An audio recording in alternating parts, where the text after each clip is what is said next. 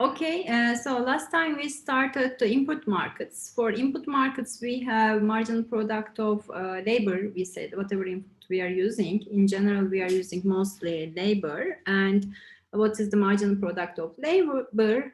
How much each labor changed the output level. Okay, so we are measuring this. And if you what is the marginal revenue obtained by each added labor? We are measuring this with marginal revenue product of labor by multiplying with the output price. P is the output price.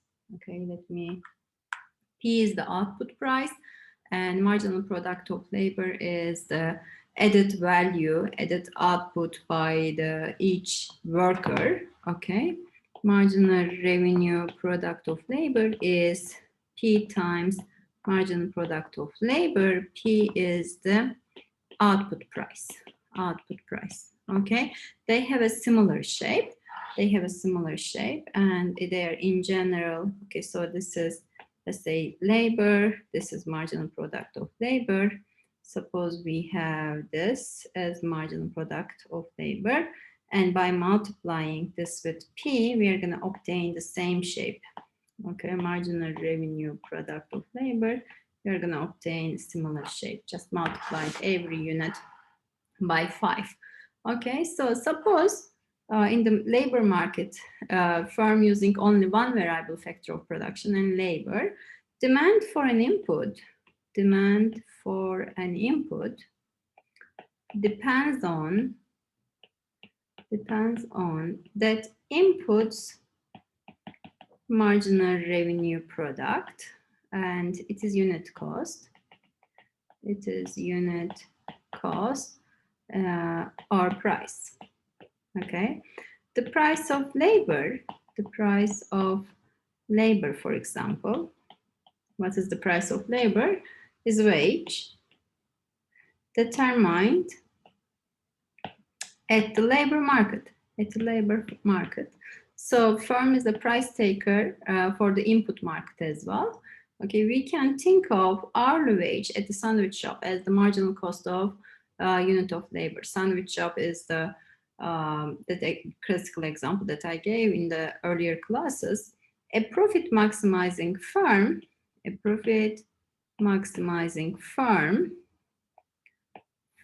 will add inputs as long as the marginal revenue product of that input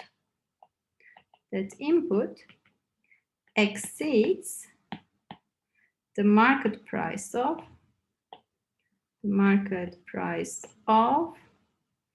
that input. Market price. In the case of for labor market, it is wage.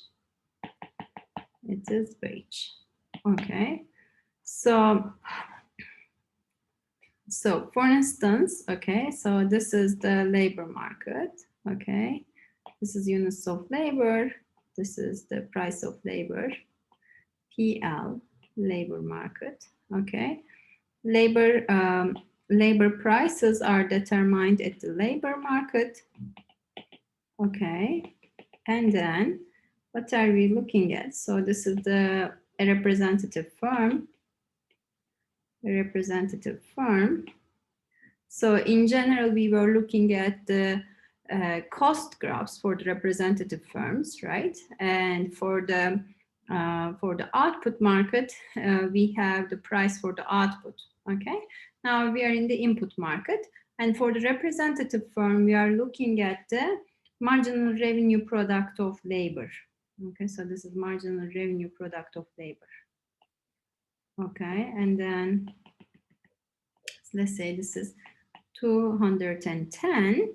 Okay, so the firm pays the market wage at 10. Let's say this is 10.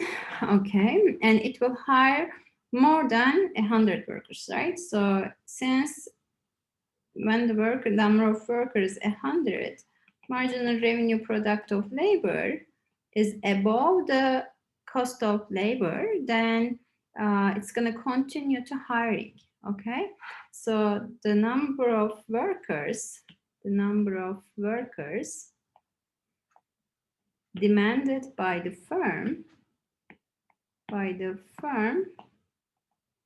will be 210. Why?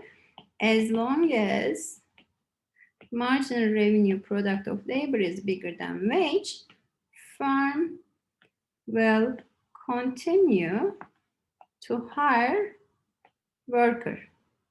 Okay, and it ends when marginal revenue product of labor equal to wage. Okay, and what happens if in the labor market, if wage drops, okay, and if the marginal revenue product of labor graph doesn't change, which is the demand curve, then the quantity of labor demanded will rise. Okay, so in the presentation, I showed you what are the things that affect this graph. Okay, what are the things that affect the marginal revenue product of labor graph? But in here, we are talking about the changes in the labor market, okay? So if something happened and wage dropped in the labor market, then what will happen? The quantity of labor demanded will rise. Why is it so? Okay, so let's look at in here. Suppose the wage came here. Okay, suppose this is the new demand. Somehow demand for the labor changed and then wage dropped. So this will be the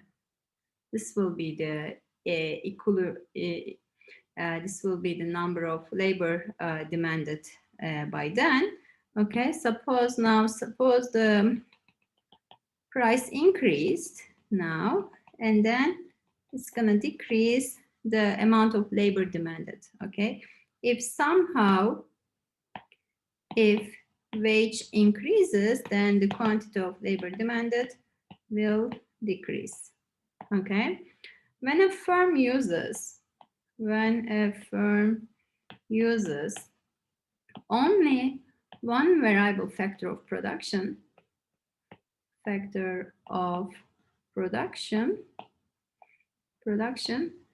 that factor's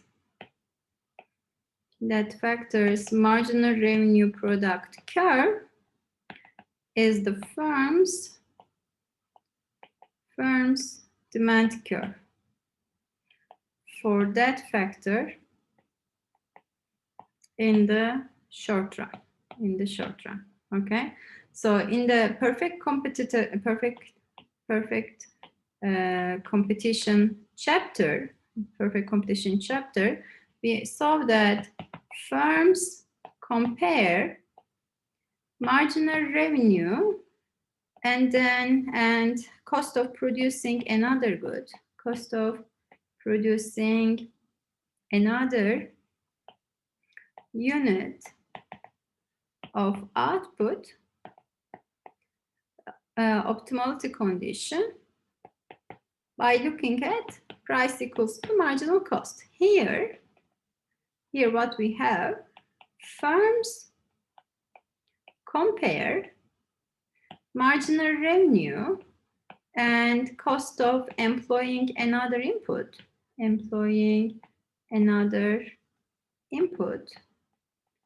optimality condition by wage equals marginal revenue product of labor. Actually, both of these things are saying the same thing. They say the same thing.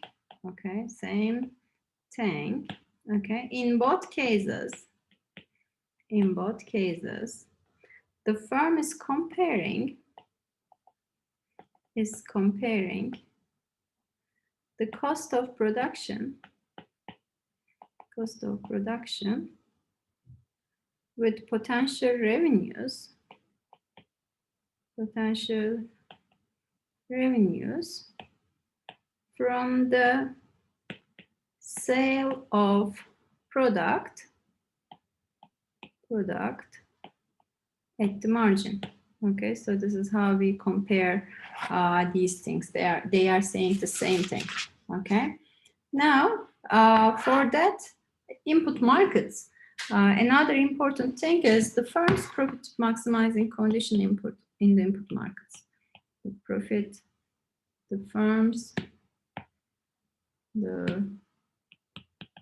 firm's profit maximizing condition in the input markets. Okay, so firms will continue to hire, for instance, for the labor market, what we said, marginal revenue product of labor should be equal to price of labor. Okay, so this should be the same thing for all input markets. Okay, the firm's profit maximizing condition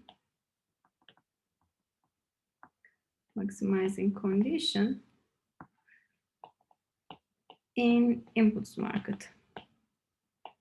Okay, in inputs market. Okay, the firms will employ each input up to the point where its price equals the marginal revenue product. Firm will employ each input up to the point that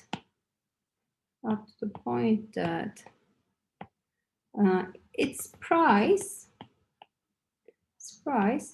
equals it is marginal revenue product. Okay, this condition holds for all factors at all levels of output. Okay, true for all inputs. Okay, then the profit maximizing condition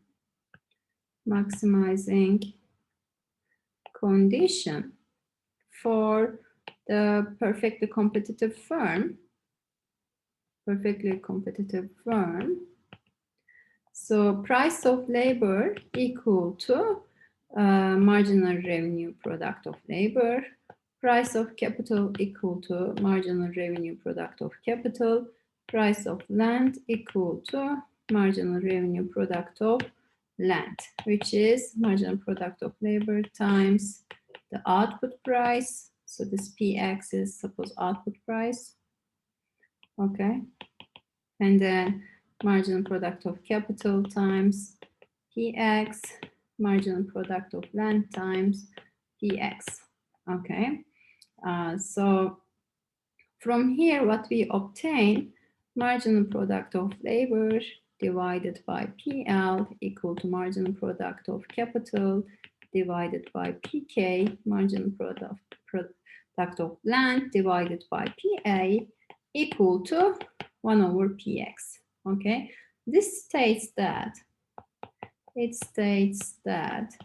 okay, the marginal product of last dollar spent on labor must be equal to marginal product of last dollar spent on capital and so on.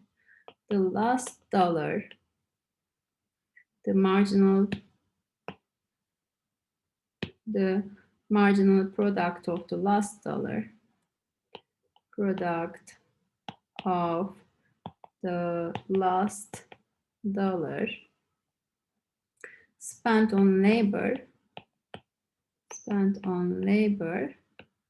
must be equal to the marginal product of the last dollar spent on capital and so on. Okay, so this should be the same as for the land as well. If this wasn't the case, the firm could produce more with less and reduce the cost. Suppose instead of equality, for example, marginal product of labor divided by price of labor is marginal product of capital divided by price of capital. Okay, if this is the case, the firm can produce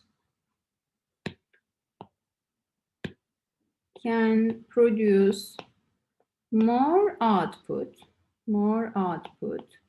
by shifting money shifting money out of capital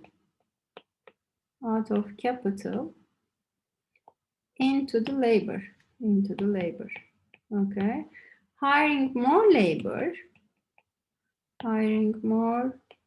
labor reduces margin product of labor, and using less K increases margin product of capital, okay?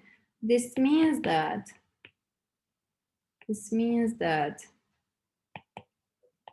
the ratios come back to equality,